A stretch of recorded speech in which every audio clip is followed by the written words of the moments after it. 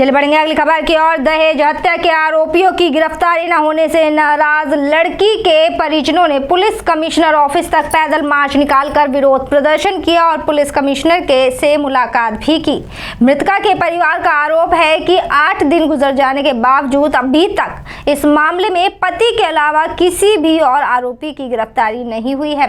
Police commissioner ने उन्हें इस मामले में निष्पक्ष जांच का विश्वास दिलाया है। अनखीर चौकी के पुलिस कमिश्नर ऑफिस तक पैदल मार्च निकालते नजर आ रहे ये लोग मृतका शीतल के परिजन हैं। शीतल की कुछ वक्त पहले मौत हो गई थी। परिजनों ने ससुराल वालों पर दहेज हत्या का आरोप लगाते हुए 11 लोगों के खिलाफ मामला दर्ज कराया।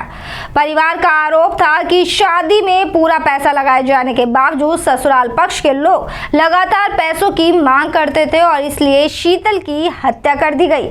शीतल की शादी 3 साल पहले हुई थी और परिवार के मुताबिक वो 50 लाख से ज्यादा की रकम अलग अलग समय पर ससुराल के लोगों को दे चुके थे, लेकिन उनकी नीयत और ज्यादा पैसों की वो लोग लगातार डिमांड करते रहे। परिवार ने आरोप लगाया कि शीतल की लड़की होने के बाद ससुराल वालों के अत्याचार और बढ़ गए और इस बारे में कई बार पंचायतें भी हुई और वो लड़की को घर ले गए। उसके बाद लड़की की लाश ही आई। परिजनों के मुताबिक 1 तारीख को उन्होंने ससुराल पक्ष के 11 लोगों के खिलाफ केस दर्ज कराया, लेकिन अभी तक केवल पति की ही गिरफ्तारी हुई है। मृतका के परिजनों ने कहा कि अगर जल्द ही आरोपियों को गिरफ्तार नहीं किया गया तो वो उग्र प्रदर्शन करने पर विवश होंगे। जो लोगों की तादाद है, क्या वजह है, क्या कारण है? वजह ये है कि हमारी जो बहन जी है उसकी भाखरी गांव के अंदर हमने उसकी शादी 3 साल पहले की थी और उन इतने बेहुदे आदमी निकले कि उन्होंने 3 साल के अंदर हमारी बेटी को पहले तो काफ़ी परेशान किया। दहेज के प्रति उत्पीड़ना उनको लगातार कंटिन्यू चल ही रही थी और उसके बाद 28 तारीख को उसकी हत्या कर दी गई।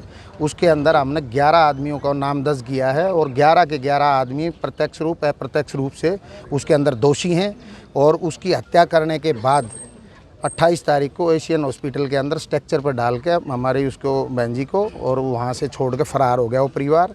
और जैसे ही आज हम जो है प्रशासन का विरोध भी कर रहे हैं और अपना जो है अपनी न्याय की मांग भी कर रहे हैं, क्योंकि जिस दिन इसका समाज का और जनता का दबाव पड़ा, परिवार ने दबाव डाला स्टार्टिंग में, उसी दिन उसको सोनू को जो हमारा दामाद था उस सोनू को तुरंत गिरफ्तार कर लिया गया।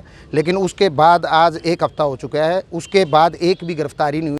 क्या लगते हैं आपकी लड़की का क्या लगता है? भाई हूँ मैं सीधे। आप सीपी आए हैं, सीपी साहब से मिले हैं, क्या सीपी साहब से कहा आपने और क्या आश्वासन दिया? देखो, इसमें नीचे जो मुलाजिम थे पुलिस की कहीं ना कहीं चूक रही है, क्योंकि आज 7 दिन हो चुके हैं, अभी तक एक ही मुलजिम अरेस्ट हो पाया है जो हमारा जवाई लगता था, उसको अरेस्ट कर पाए। वो भी हमने जब पोस्टमार्टम रिपोर्ट के बाद हमने प्रदर्शन करने की प्रक्रिया चालू करी थी तब उन्होंने अरेस्ट कर लिया था 2 घंटे में, और आज 7 दिन हो चुके थे, अभी तक कोई अरेस्ट नहीं करा था, जबकि वो अपने घर पे खुले घूम रहे थे। जो उनके लड़की के जो देवर थे वो पेपर देने जा रहे हैं, कॉलेज स्कूल सब जगह जा रहे हैं, उनको पकड़ने में कोई भी पुलिस की तरफ से कोई सख्ताई नहीं दिखाई दी।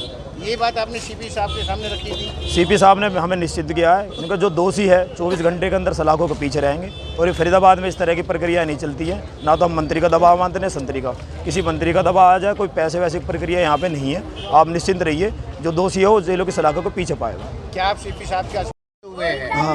कितने लोगों के साथ, क्या ऐसा कारण है जो सीपी साहब को पहुंचना पड़ा? देखिए, 28 तारीख को आज से 8 दिन पहले मेरी बहन की हत्या करके एशियन हॉस्पिटल में डाल दिया गया था। 11 मुकदमे उसमें जो मुलजिम थे 11 लोगों के नाम थे, मगर अभी तक एक को अरेस्ट किया गया, वो भी परिवार का दबाव देने के बाद। हमारा पूरा परिवार समाज ने जिसमें दबाव दिया तो एक लड़के को उस दिन गिरफ्तार किया गया, उसके बाद किसी की गिरफ्तारी नहीं हुई है।